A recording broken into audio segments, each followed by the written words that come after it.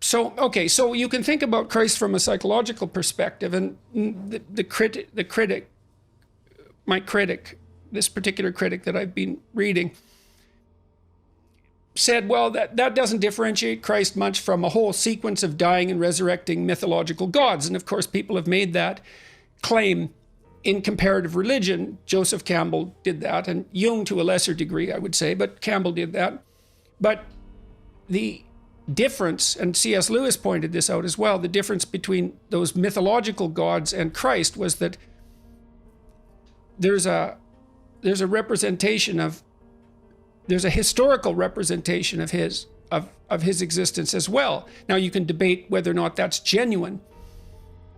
You can debate about whether or not he actually lived and whether there's credible objective evidence for that, but it doesn't matter in some sense because this, well, it does, but there's a sense in which it doesn't matter because there's still a historical story. And so what you have in the figure of Christ is an actual person who actually lived plus a myth. And in some sense, Christ is the union of those two things. The problem is I probably believe that, but I don't know. I'm amazed at my own belief and I don't understand it. Like, because I've seen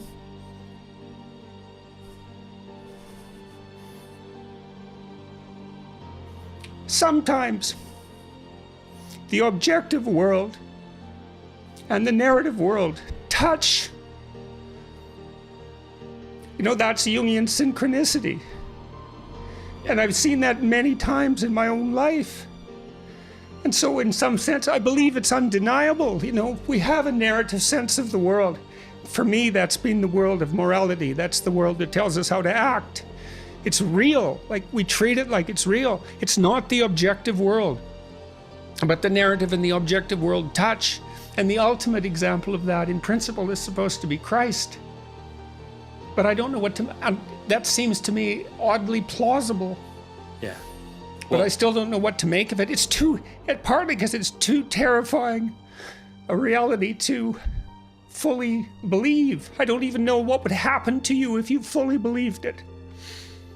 If you believed in the story of Christ, or if you believed that history and let's say the narrative meet, let's both, say. I think you, because when you believe that, you buy both those stories. You believe that the narrative and the objective can actually touch.